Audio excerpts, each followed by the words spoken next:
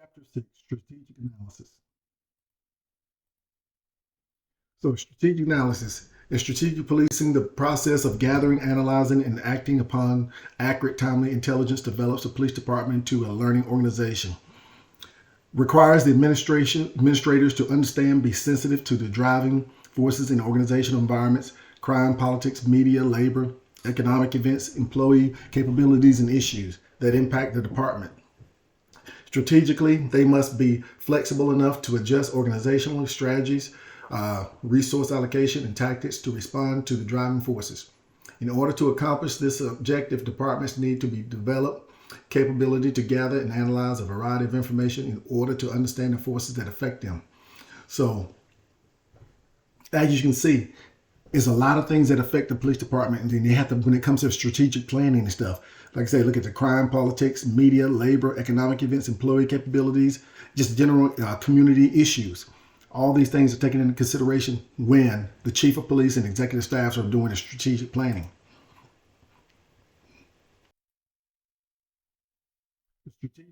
Strategic analysis is a systematic process of collecting, analyzing, and disseminating timely and accurate information about crime and disorder problems and the conditions that generate them, as well as organization capability.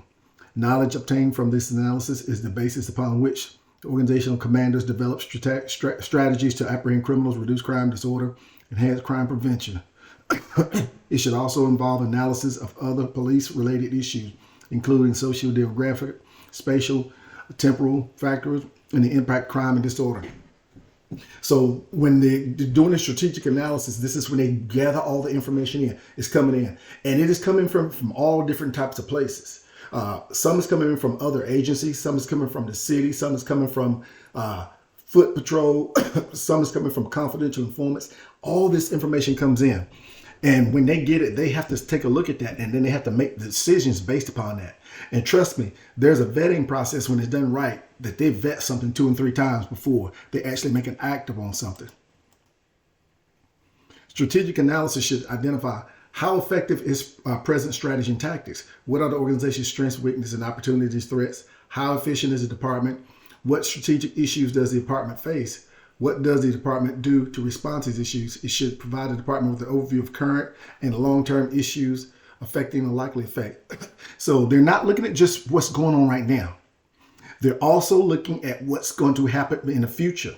So if you think about that, what's going on right now, you're dealing with that, that's reactive.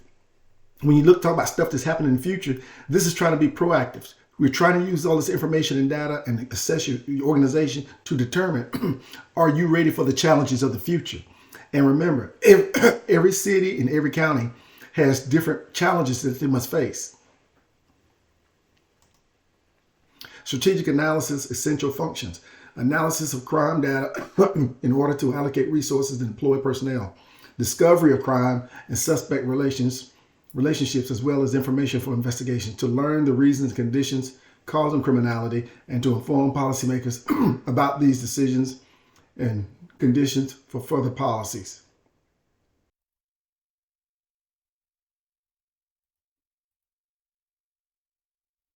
Strategic analysis involves an information gathering and process system that will provide accurate and timely data intelligence about crime and community public safety. Data are observations and measurements about crime, disorder, alarms, persons, places, events. What is needed to involve specific data about crime conditions and adequate spatial analysis, a system that is capable of engaging and identifying local and global spatial factors that affect crime conditions. So when you look at the strategic analysis involved, again, it's this data coming in from all these different places. And you have whole units sit down, and many of them are referred to as intelligence units, Intel for short, where this is where the information comes into a lot of times. Or it may be gathered by officers and disseminated and passed on to the intelligence unit for them to take a look at it.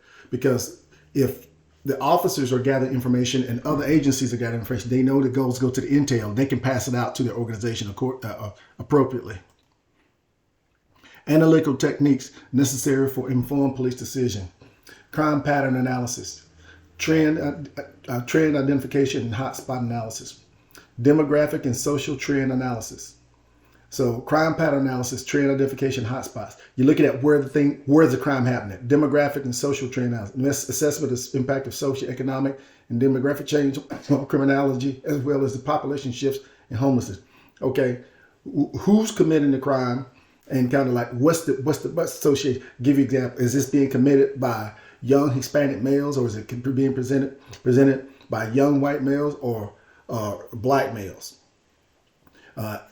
Age is 21 to 28. That's demographic information. Market profiles, assessment of the criminal market of a commodity such as drugs or prostitution. You got to take a look at assessment and figure out, because a lot of times I've heard some people say, well, prostitution is a victimless crime. The problem is where you have prostitution, other crime comes. And that's part of something. So it's why you have to also root it out as well. Criminal business profiles used to determine and understand the business model and techniques employed by offenders or organized crime groups. So do you have a group that's operating? And if you do, somebody's investigating that group somewhere. Get information from them to set up the profiles. Risk analysis assesses the scale of risk or threat posed by offenders or organizations to individual potential victims, police, and public. You always assess to determine if it's low, medium, or high risk. And you have to adjust accordingly how you police or how you choose to apprehend these individuals. For instance, if it's someone that's high risk, a lot of times that means this is somebody who might have a tendency to shoot at police, fight police, or whatever else. Target profiles analysis to understand the lifestyles, networks, criminal activities, and potential interdiction points in the life of a targeted offender. Is one of the things that was very instrumental in helping law enforcement with these types of profiles is talking to probation officers, because these criminals are required, the ones who are convicted felons are required to report to them. And they have a lot of information on them to let you know about their lifestyle, where they live, who they live with, who are they related to, the works. Operational intelligence assessment, evaluation of information collection to inform decision makers about existing operations. So you have to have this, because if you don't, you have a potential where you could have what we refer to as a blue on blue shooting or blue on blue incident.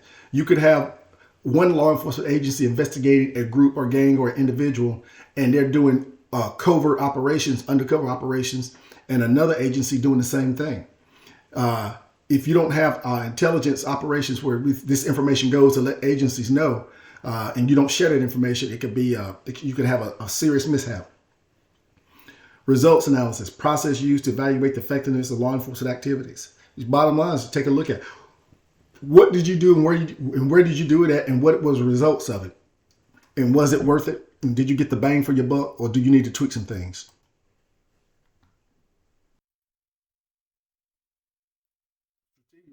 Based upon a structured way of gathering and analyzing relevant information to support operational decisions.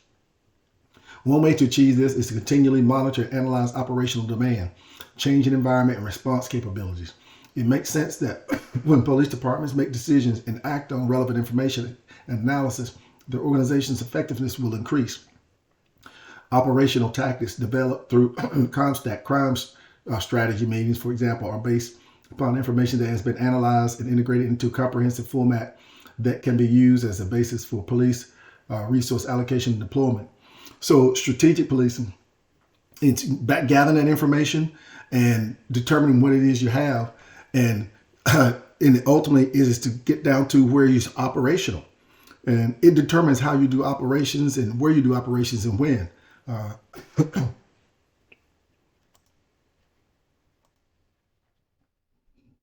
Defining the environment. An organization's environment is defined as the internal and external forces that have the potential to affect all or part of the department's ability to fulfill its mission. Organizational leaders who have clear understanding of the environment are better able to focus their department's resources on critical areas that demand its attention. Strategic alignment is the linking of an organization's internal resources, capability, strategy, and tactics with the demands of its external environment. So this is understanding where you police, understanding your community that you're policing, and understanding your resources and your capabilities, and also understanding how to use them. One of the things that's really good right here is understanding when you don't have the resources necessary or whatever else, then it allows you to go out and try to work something out with other law enforcement agencies or try to procure some other resources to do so. The SWOT assessment. So when you look at this information gathering technique conducted to provide information that will assist in identifying the organization's potential strengths and weaknesses. So look, you see, and this is an acronym: strengths, weaknesses, operations. And when you look at this, threats, operations, and opportunities and threats. So strengths and weaknesses are internal factors that constitute the capability of the organization to respond to its present and future demands. Opportunities and threats are external factors that increase demands for public safety and service. The purpose of this is to analyze, is to identify the critical areas of service demand and potential problems that the department must respond to in order to be effective. So this is something sounds very simple, but can be very complicated. And when the organization is look at their strengths and the weaknesses, they know how to respond with the appropriate force. When they look at the opportunities and threats external, they also understand it's like, well, this is what we're facing with. Now, how do we meet that demand? Do we have what we need to deal with that demand? Internal capability, key functions, strengths that the department does well, or organizational asset that provides enhanced ability to achieve objectives and mission fulfillment. Analyzing a department's capabilities will lead to identification of the organization's core competencies. These are the areas that the department has or does exceptionally well. For example, they may include having close, positive relationships with minority community leaders, motivated patrol officers, expertise in crime and scene processing, food, and so on. So what's your internal capabilities? A lot of times you find is police departments will get to the point where they view things that they have as good to go and stuff, and they haven't made any changes in 10 to 15 years. And realistically, with changing of times, you have to be able to change up, to keep your core competencies straight and relevant. So we look at human capital, the quality of the department's employees measured in terms of their knowledge, education, training, skills, expertise, and performance. You have physical assets, department's physical plant, equipment, vehicles, state-of-the-art computer hardware, leadership, managerial knowledge, development, leadership skills, collective learning, expertise of the leadership team strength, invaluable, valuable and intangible assets, department's value as observed from the community's perspective. Values assessed in terms of the department's reputation, employee loyalty, positive work climate, community orientation, citizen support, cooperation of the management team, and organizational culture. So when you look at that, you see how much people come into play to this. First of all, when you get to human capital.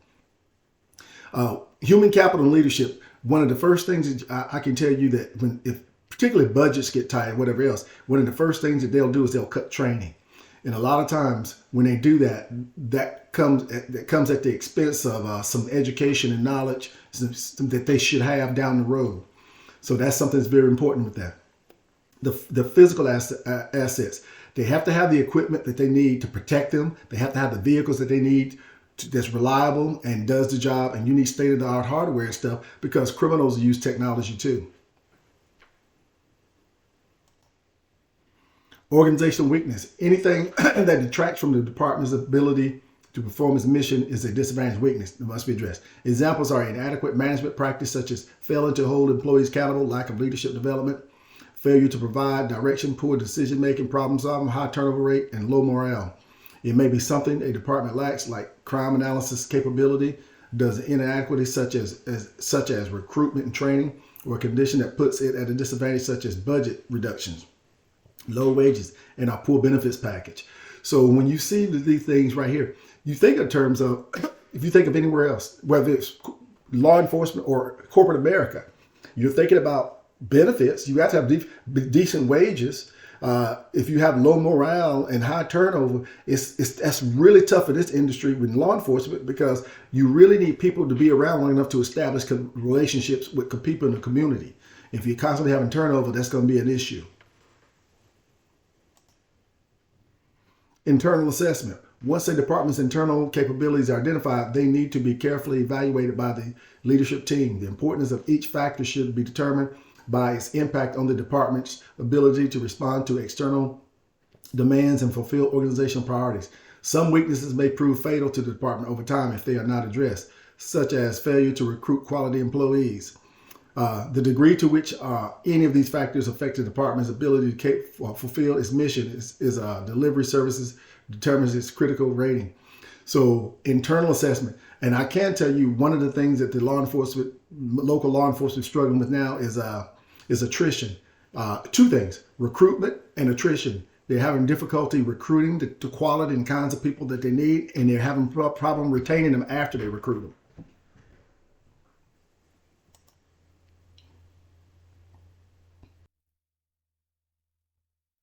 Assessment. The purpose of an external assessment is to determine the environment outside of the department and to identify the opportunities and threats that exist. It is an analytical driven, objective process based upon hard data instead of the intuitive managerial feelings. This assessment seeks to develop information that will identify factors in the external environment that affect the department's ability to serve the community. These factors involve crime, community, economic, political, legal, social, demographic, and technological issues. This information should be systematically compiled, analyzed, correlated,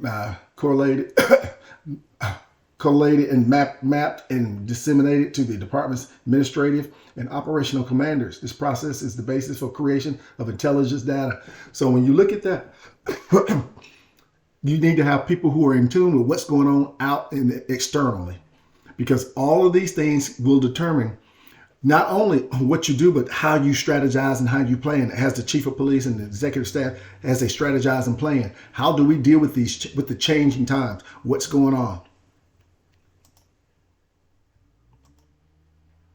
Success factors. These are the things that a department must do, or the areas in which must pay attention in order to excel in addressing the demands of the external environment.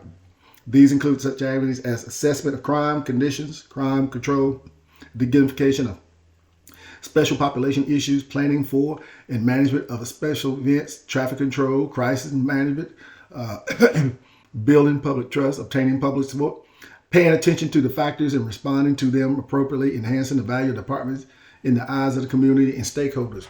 So when you have success, it looks totally different when you have one that's not. Because they are in tune with what's going on and see all the different events that they are actually responsible for. Because they're responsible for all these different things, this is why you have to have subject matter experts in all these different areas. And that's why constant turnover is a killer, because you don't get subject matter experts in all these different areas and all these different things that they have to deal with. And that can be crippling to a department. Stakeholders, external environment should always pay close attention to stakeholders. Stakeholders are persons who have direct interest in what is done by the department. Citizens of the community, community leaders, spokespersons, local government organizations, elected officials. So when you look at these stakeholders, this is a lot of times, this is where management, the senior level people, the chief and senior level managers, they have to be in tune with people in their positions throughout the city.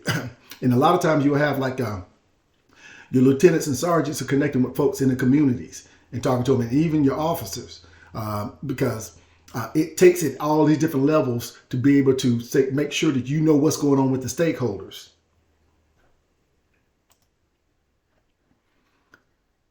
So external assessment, there are conditions, people, organizations, or situations in the external environment that can or will work to the department's benefit or advantage. Examples of these are positive political relationships, a supportive city manager, community partnerships, organizational partnerships, cooperative ventures, a good local employment tool, economy, and education support system. So when you have the internal assessment and it's healthy, you are in touch with the community, the city manager. And see, that's really kind of political, and understanding how to be political when you need to be. It's not something that, from what I gather, the chief of police and executives enjoy doing, but they know it's necessary. External threat forces. So this is just the polar opposite. It's when you have individuals where you don't get along with city council, you don't get on with the mayor and things, and then you have these other forms that can be increased in violent crime. Competition from other police departments hiring your people, civil unrest, tax revenue shortfalls, community political. Tax revenue shortfalls means that they cut the budget. Community and political pressure groups, increased drug trafficking. External threats may expose no more than a moderate degree of hardship, or they may be so imposing as to make a department's capability and outlook look weak. So realistically, this is why you have to have good, strong, competent people in place. If not, some of these external factors could come along and realistically almost make the chief of police and the police department look weak. And if that happens in public's eye, you lost the respect of the public. It's going to be hard to police in those areas. Now, external threat analysis factors. Departments need to focus on external factors whose indicators exhibit they will become potential problems. These indicators need to be monitored. When patterns of criminal activity indicate an acceleration of incidences, appropriate response strategies must be developed. So when you have the external factor, you look at this, you got to see, is there a trend that's actually spiking, increasing? And if so, what you want to do is be proactive as the department, as the chief and the executive staff to say, well, let's not let it get worse. We need to figure out, what we need to do to try to bring this thing down. And your crime stats will show you investigations, and also utilizing covert and overt operations. And also the patrol officers use everything at your disposal to try to figure out exactly what you need to do to try to reduce that threat. Strategic analysis. A basic premise of strategic police management is that the department should formulate strategies to take on advantage of opportunities and strengths to overcome or reduce the impact of threats and weakness. For this reason, gather intelligence and identify and monitor and evaluate external opportunities and threats are essential to the success of the department. So when it comes to the strategic analysis, again, this is where it pays to be smart. You're smart because you're utilizing information that's been gathered from the field to make management decisions about what you do and how you do it. Diagnosing the internal environment. The executive team and all unit managers must evaluate and understand their organization's internal environment and operational capability. Operational performance issues are often complex, challenging, and ambiguous. It is dangerous. Advantage is to analyze the organization's internal environment by using different frames of reference as diagnostic tools. A frame of reference is an analytical tool managers can use to evaluate an organization's element. There are 5 frames of reference that managers can use to diagnose an organization's internal environment. Each frame identifies a specific reference point and its core components. When these frames or reference are used together, they form an analytical framework that produces the evaluator with a complete set of analytical perspective that can be used to identify and evaluate a variety of factors. So we're going to talk about the 5 frames of reference. So when we look at structural frame focuses in on the form, design of the organization. So how are you set up? Are you designed? Are you set up appropriately for what you are dealing with today? Not what you were dealing with last year, but are you set up appropriately today? Sometimes you have to have situations where you have to do some reorganization and shifting the personnel so that you do have the right structure. So is the mission clear and understood? The goals, objectives clear. Measures of performance. Does our current structure contribute to the mission? Is it positive-based accountability job descriptions, position-based authority, chain of command, span of control, policy, procedures, measure and evaluate. All these things will be taken into consideration when you look at, if you have an organization that's been set up the same way for decades, there's a high probability that they're not operating at peak performance because things have changed since then, since 20 years ago. So the way we policed 20 years ago is not the way we police now.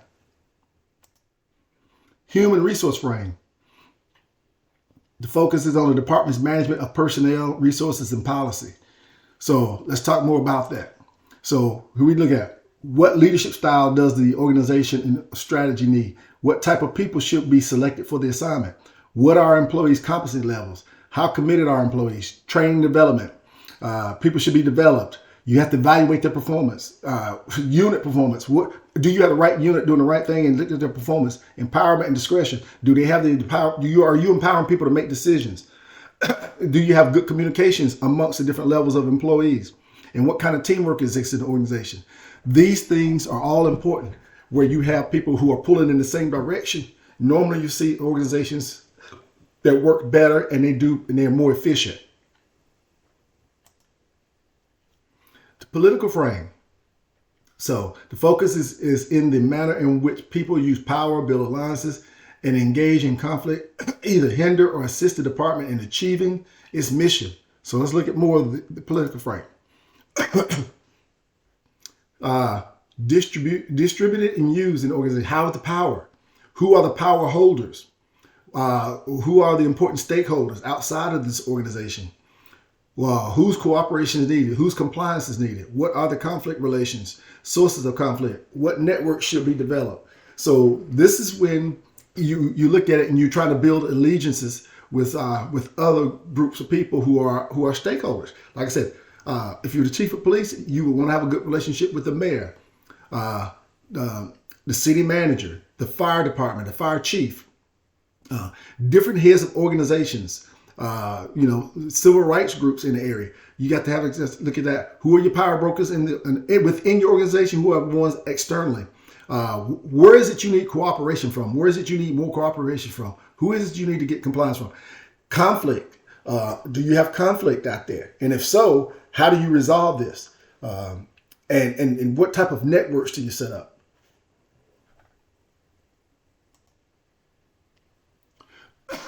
Cultural frame. So it's an organization's shared values, beliefs, assumptions, perceptions, norms, and artifacts, or accepted ways of behaving, make up its culture. So let's look more at that. Cultural frame analytical factors checklist. Vision. What's the vision of the organization? What are the values, beliefs, history, and traditions? What image, front and back? How are accountability and ethics maintained? What are the acceptable modes of behavior? Values drive employee performance, ethical standard. You've had some police departments, because they had such negative histories, there were certain people that would not want to work there. There are some departments that had a bad history with minorities. So when it came time for them years later to try to recruit minorities, they struggled because people remembered the history. So minorities did not want to apply, but they needed minorities to apply so that they could help them be more diversified to work in those areas. So the history and the traditions can come back to bite you if it's bad, if it's negative in the public's eye. Some departments where they've actually allowed officers to run amok. Basically, they're out there harassing people and beating people and violating people's civil rights and stuff. You got to look at that. So what ethical standards do you have? Again, what's your history? Are you holding people like that accountable in the event somebody does do that? Technological frame focuses on in the manner in which information is obtained and processed. Technology refers to the tools or processes used by the organization to transform data and raw information into useful actionable intelligence. So we'll look more at it. So what are information needs? How do we attain information? Information, how is it processed? Who needs information? Who will be responsible for it? When do they need it? How is it distributed? Management of information systems, information used to solve problems. What technology we use? When you look at all these things, this is why I said 20 years ago, a law enforcement agency that is doing everything it did 20 years ago, is probably going to be behind the 8 ball because technology has advanced, which has changed the way policing is done. Technology has advanced, which changed the way criminals operate. So you have to advance as well. And one of the things that jumps out on me is the information is, how is it distributed?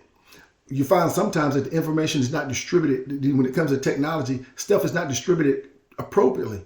So basically, some of the people who need the technology are not getting it. It's going to other folks who don't need it as much or may not need it at all. I've seen it actually happen before.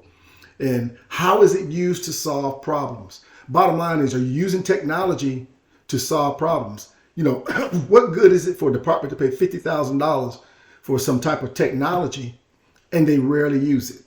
That's not cost effective. Are you buying things, acquiring things that you actually use to solve problems? That ends this chapter.